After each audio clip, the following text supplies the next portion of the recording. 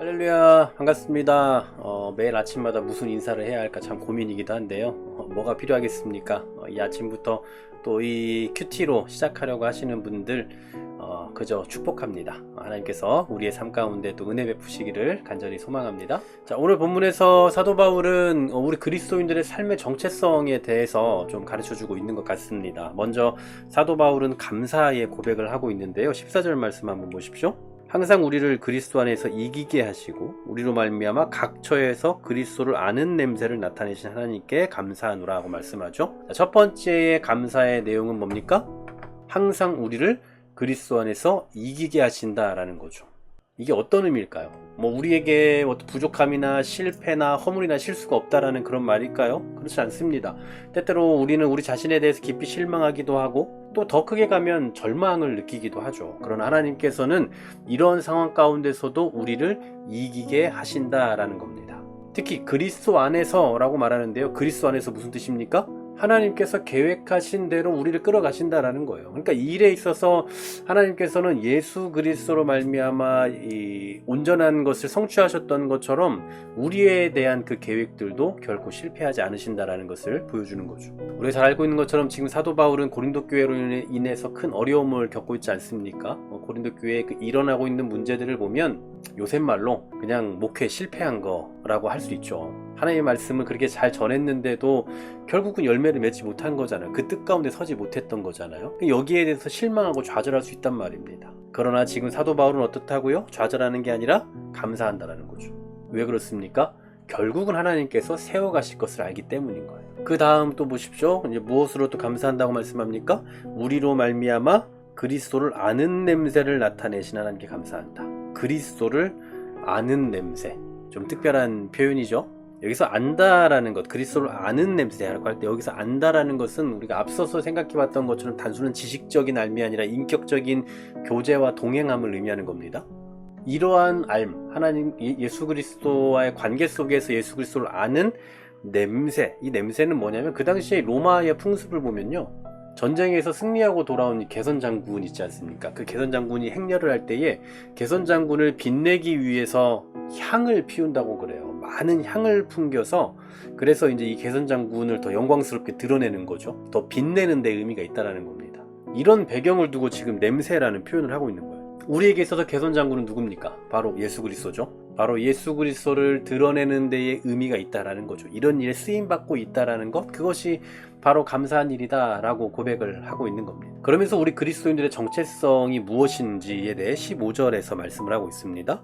우리는 구원받은 자들에게나 망하는 자들에게나 하나님 앞에서 그리스도의 향기다라고 말씀해요. 향기라는 건 구약의 그 희생제사 때 사용됐던 그 용어죠. 하나님 앞에서 피우는 그 향기는 뭐가 되는 겁니까? 하나님께 기쁨이 된다라고 표현을 하잖아요.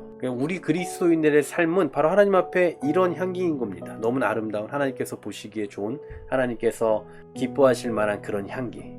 그런데 이 향기는요, 냄새가 달라요. 세상에서 나는 냄새와 저는 다릅니다. 16절에 보십시오. 이 사람에게는 사망으로부터 사망에 이르는 냄새요, 저 사람에게는 생명으로부터 생명에 이르는 냄새라. 누가 이 일을 감당하리요? 자, 그리스도인들의 삶은 예수 그리스도의 십자가와 부활의 메시지를 전하는 삶이에요. 그런데 이것이 어떤 사람에게는 죽음의 냄새가 됩니다. 그러니까 그런 사람들은 복음을 듣고도 계속해서 죽음의 길로 가요. 그러나 또 어떤 사람에게는 생명의 길로 가는, 생명의 냄새가 되죠. 생명을 주는 복음으로 그들에게 들려진다라는 거예요. 누가 이 일을 감당하리요?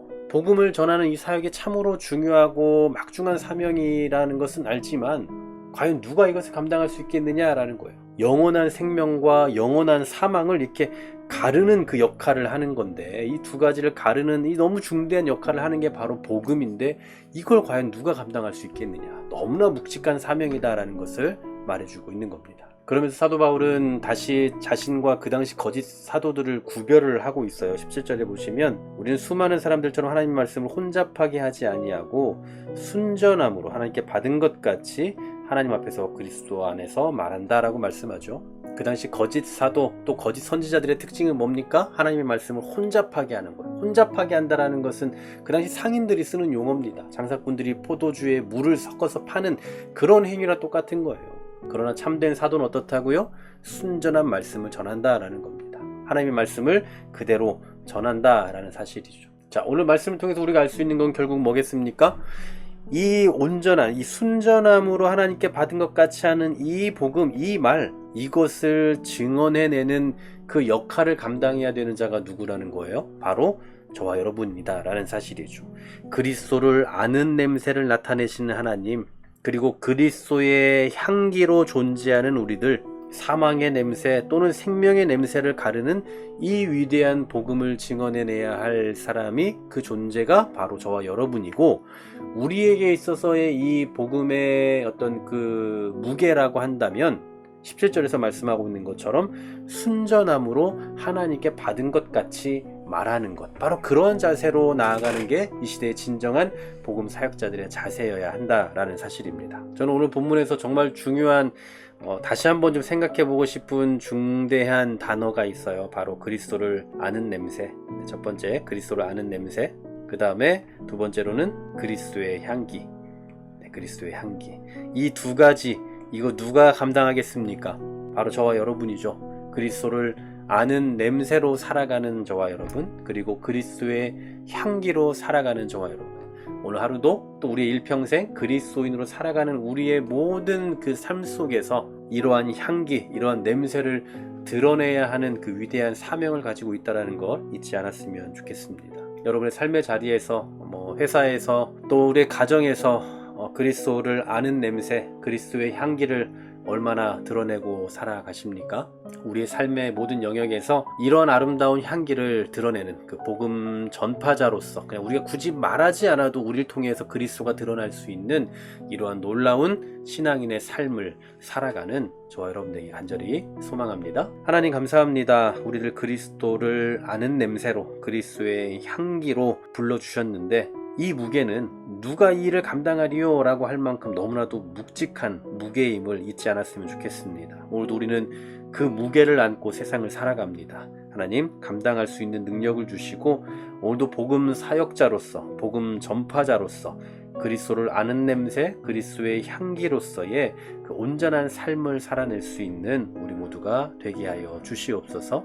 예수 그리스도의 이름으로 기도하옵나이다. 아멘.